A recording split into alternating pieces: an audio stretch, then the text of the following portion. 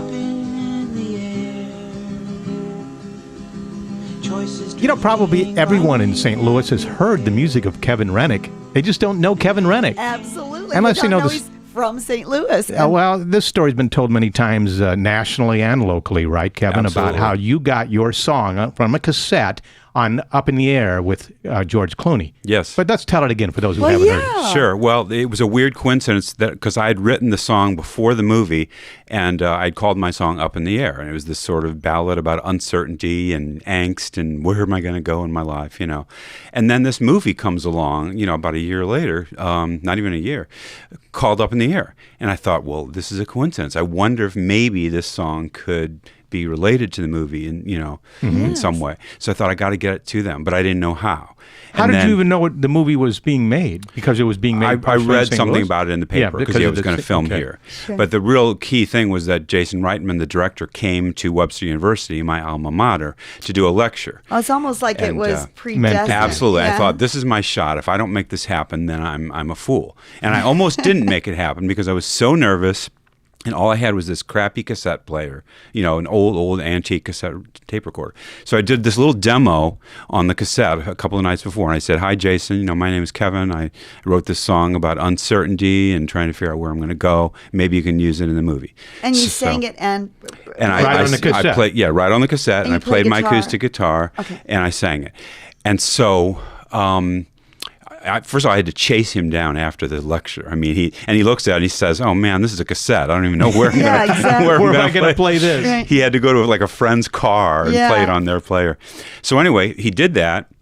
Believe it or not, he followed through because he was so curious. And he told me later it was because it was a cassette that he was especially curious. Interesting. If it had been a Why? CD, because he doesn't get cassettes. He gets tons of CDs from like teenagers and stuff. Well, But the sure. weird part is that very cassette and that recording is the exact recording used in the movie. That's the punchline to the whole thing. Because You mean they actually used they used the my scratchy little demo cassette?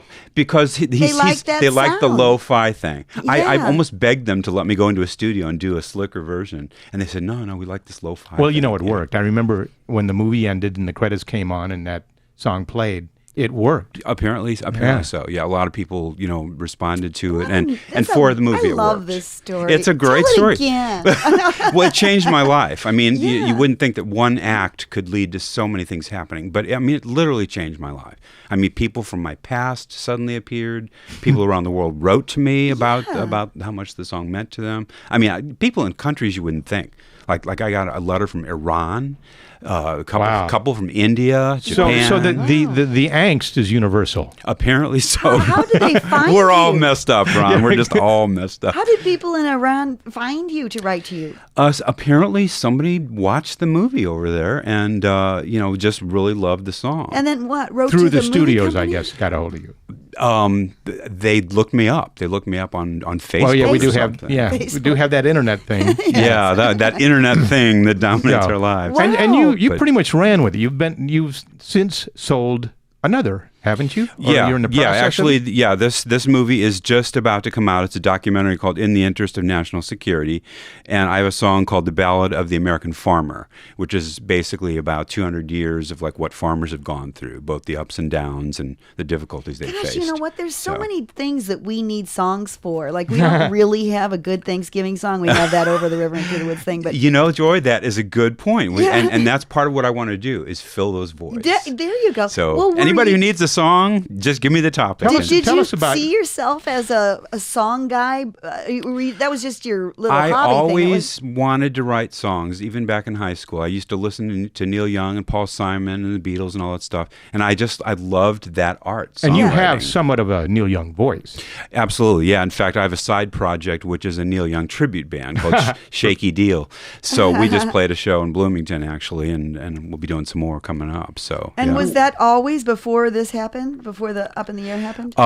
No, but actually the way I started my performing career was that my cousin's husband, Jim Ford, asked me to help him do a little show at a deli because he knew I sounded like Neil. So he wanted to do like an hour's worth of Neil Young songs. He said, "Why don't you sing?"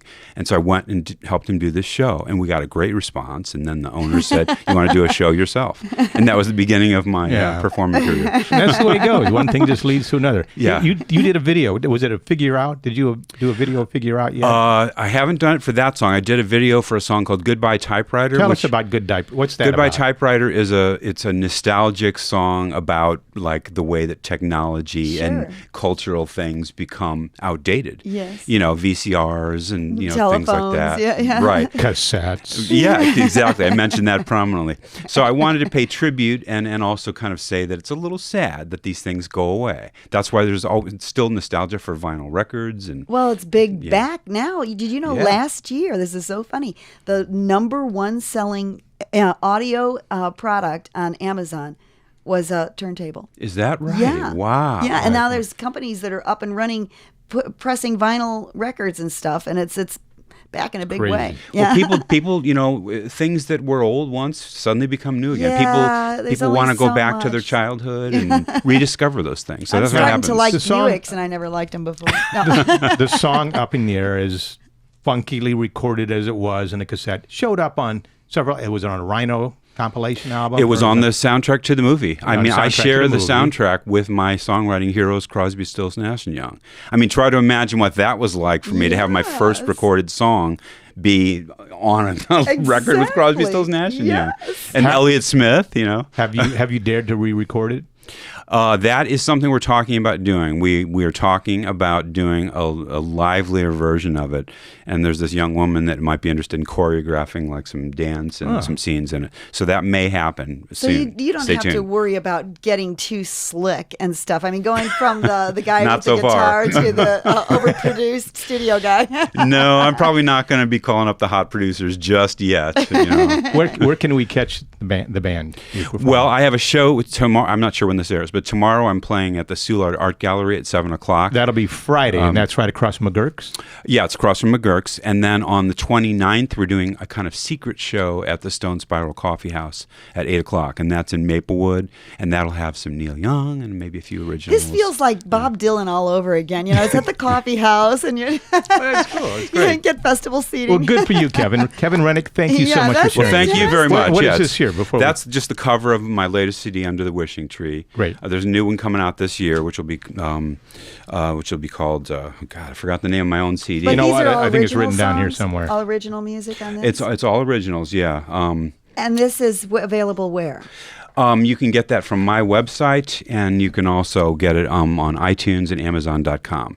And yeah, the new album "Clear the Way" should be out in March or April. And I'm this, just spaced this out. this has the Goodbye Typewriter, but I don't see Up in the Air on this. No. Is no, that but licensed now That's that- Somebody that's else on a owns rights to different that album. now. But it does have a song called "Figure Out," and I do want to tell you that I just got an email before I came here that "Figure Out" is in the competition for this award called the Academia Award. Wow. Which is That's a like great song. they pick a song of the month. This group, and so they just notified me that I'm in contention. Congratulations. So lots of good things happening. Nice story. I love it. Thanks. And thank you to Nighthawk Security, who has made our segment possible today. They're locally owned and locally monitored here in St. Louis since 1974. Home and business security for the St. Louis metro area for over 40 years. They'll install, service, maintain, and monitor your security system or take over your existing system. Just ask for Joe at 846-4600.